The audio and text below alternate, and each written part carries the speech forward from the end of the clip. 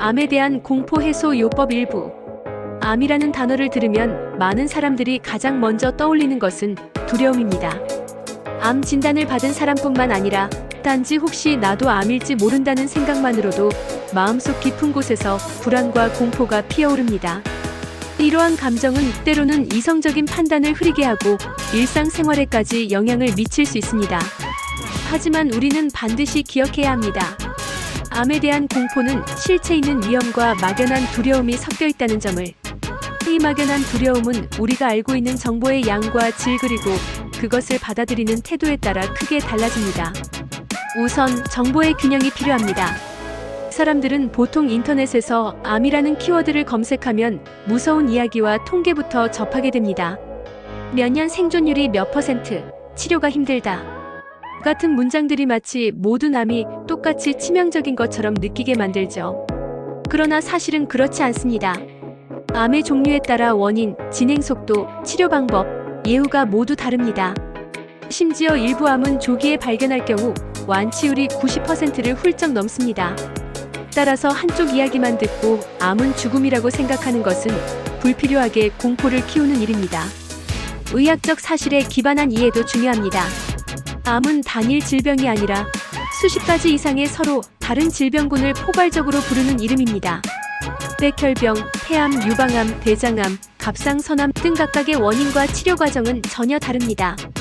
예를 들어 갑상선암은 조기에 발견해 수술하면 대부분 완치가 가능하고 일상생활로의 복귀도 빠른 편입니다. 반면 폐암은 증상이 늦게 나타나는 경우가 많아 조기 검진이 특히 중요합니다. 다음으로 생활습관 개선이 공포 해소에 미치는 영향을 살펴봅시다. 규칙적인 운동은 우리 몸의 면역력을 높이고 호르몬 균형을 유지하며 체중을 적정하게 관리하는 데 도움이 됩니다. 특히 매일 30분 이상 걷기만 해도 심혈관 건강과 암 예방에 긍정적인 효과를 준다는 연구가 많습니다. 식단 역시 중요한 역할을 합니다. 채소와 과일, 통곡물, 견과류를 충분히 섭취하고 가공육과 지나친 설탕 섭취를 줄이면 암 발생 위험을 낮출 수 있습니다. 이런 식습관의 변화는 단순히 암 예방뿐 아니라 전반적인 건강 수준을 끌어올립니다. 스트레스 관리 역시 간과할 수 없습니다. 스트레스가 만병의 근원이라는 말이 있듯 장기적인 스트레스는 면역 체계를 약화시키고 신체 회복 능력을 떨어뜨립니다.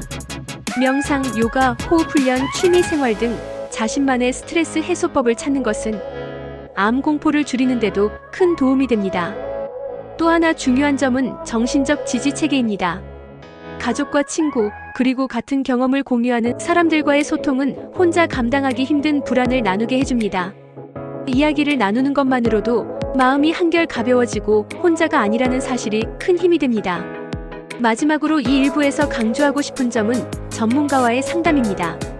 암에 대한 막연한 불안이 지속되거나 건강에 대한 걱정이 일상에 큰 부담이 된다면 정신건강 전문가나 심리상담사와 대화하는 것이 좋습니다.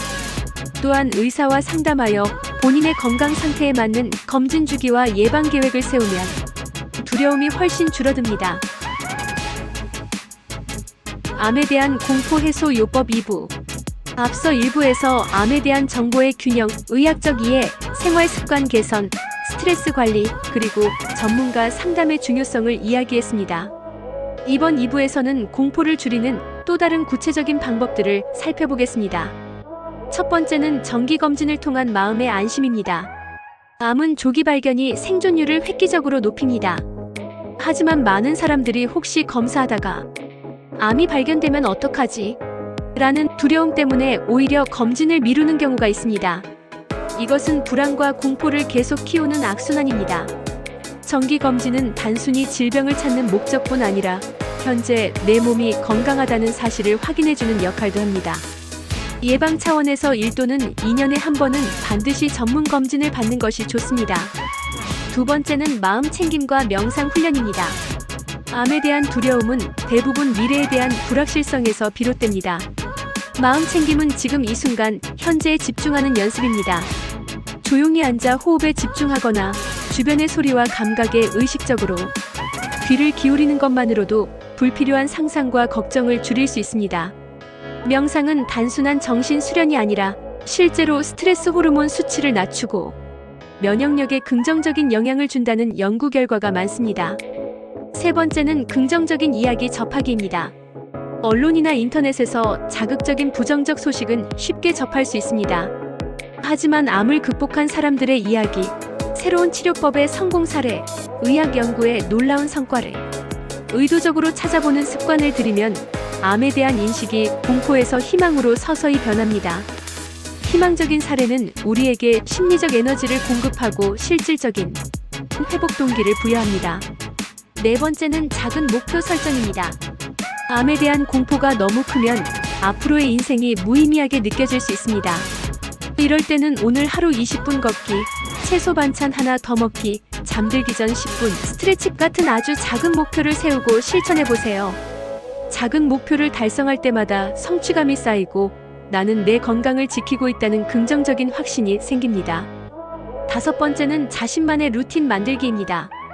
매일 같은 시간에 일어나고 규칙적으로 운동하며 정해진 시간에 식사하는 단순한 루틴이 심리적 안정감을 줍니다.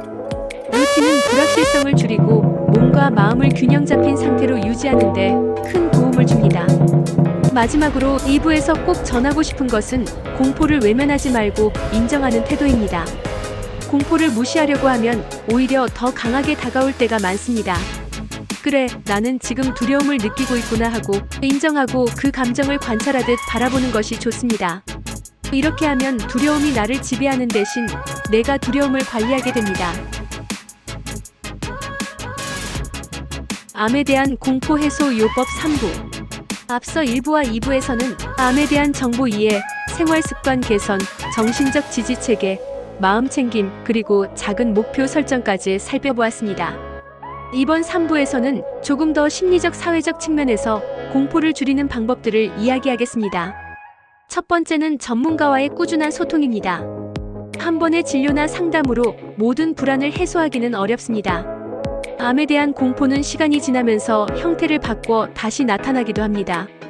따라서 주기적으로 주치의나 전문가와 상태를 점검하고 새로운 궁금증이나 불안을 바로 해소하는 것이 중요합니다. 이 과정에서 의료진과 신뢰관계를 쌓으면 잘못된 정보에 휘둘릴 가능성도 줄어듭니다. 두 번째는 정보의 출처를 가려서 받기입니다.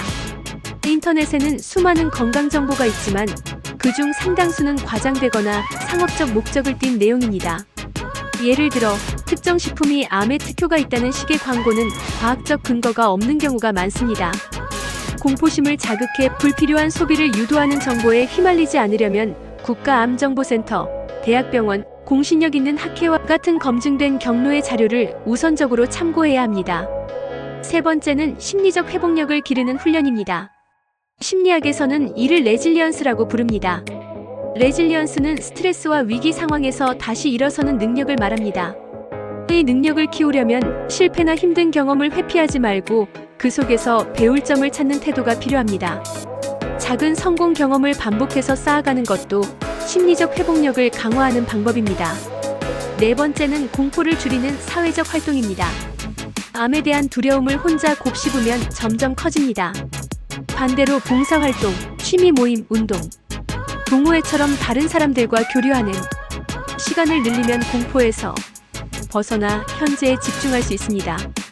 특히 봉사활동은 자신이 누군가에게 도움이 된다는 긍정적인 감정을 심어주어 자존감과 삶의 만족도를 동시에 높입니다. 다섯 번째는 창의적 표현 활동입니다. 그림 그리기, 글쓰기, 음악 연주, 사진 촬영 등 자신의 감정을 표현하는 활동은 내면에 쌓인 불안을 밖으로 끌어내는 역할을 합니다. 예를 들어 일기를 써서 오늘 느낀 불안과 그 불안을 줄이기 위해 시도한 일을 기록하면 스스로의 변화를 확인할 수 있습니다. 여섯 번째는 환경관리입니다.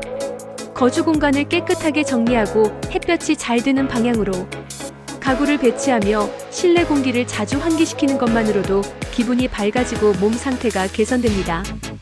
쾌적한 환경은 스트레스 호르몬을 줄이고 심리적 안정감을 높이는 데 도움이 됩니다.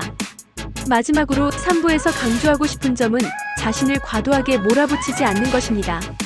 건강을 위해 무언가를 해야 한다는 압박이 오히려 불안과 스트레스를 키울 수 있습니다.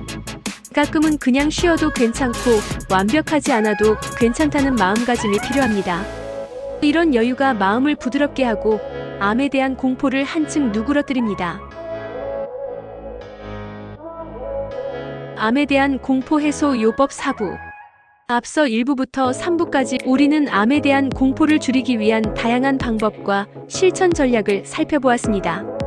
마지막 4부에서는 그 모든 내용을 생활 속에서 어떻게 이어갈 수 있는지, 그리고 장기적으로 공포를 관리하는 방법에 대해 이야기하겠습니다. 첫 번째는 건강 기록 만들기입니다. 정기 검진 결과, 몸 상태 변화, 식습관, 운동량, 수면 패턴 등을 간단하게 기록하는 습관은 나의 건강 상태를 객관적으로 파악하게 해줍니다. 이 기록은 병원 진료 시에도 유용하고 작은 개선이 얼마나 누적되는지를 확인할 수 있어 심리적 안심 효과를 줍니다. 두 번째는 지식 업데이트입니다. 의학은 계속 발전하고 있습니다. 과거에는 치료가 어려웠던 암도 지금은 새로운 방법으로 좋은 예후를 보이는 경우가 많습니다. 따라서 예전의 부정적인 정보에 머물지 말고 주기적으로 최신 의학 정보를 확인하며 희망적인 변화를 받아들이는 것이 좋습니다.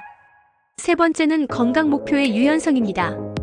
모든 계획이 항상 완벽하게 지켜질 수는 없습니다. 때로는 운동을 못하거나 건강에 좋지 않은 음식을 먹을 때도 있을 것입니다. 이런 경우 스스로를 비난하기보다 다음날 다시 회복하면 된다는 유연한 태도가 필요합니다. 장기적인 건강관리에서 중요한 것은 지속성이지 완벽함이 아닙니다. 네 번째는 마음의 쉼표 만들기입니다. 암에 대한 공포가 머릿속에서 계속 맴돌면 심리적 피로가 쌓이고 삶의 질이 떨어집니다. 하루에 10분이라도 아무것도 하지 않고 음악을 듣거나 창밖 풍경을 바라보거나 차 한 잔을 천천히 마시는 시간을 가져보세요. 이 작은 쉼표가 마음을 회복시키고 공포를 누그러뜨리는데 큰 힘이 됩니다. 다섯 번째는 긍정적인 자기 대화입니다. 매일 아침 거울을 보며 나는 내 건강을 지키고 있다. 나는 지금 잘 해내고 있다. 내 몸과 마음은 점점 더 강해지고 있다. 이런 문장을 소리내어 말해보세요. 긍정적인 자기 대화는 무의식에 강력한 메시지를 남겨 행동과 태도에 변화를 일으킵니다. 여섯 번째는 주변 사람들과의 건강 공유 문화 만들기입니다.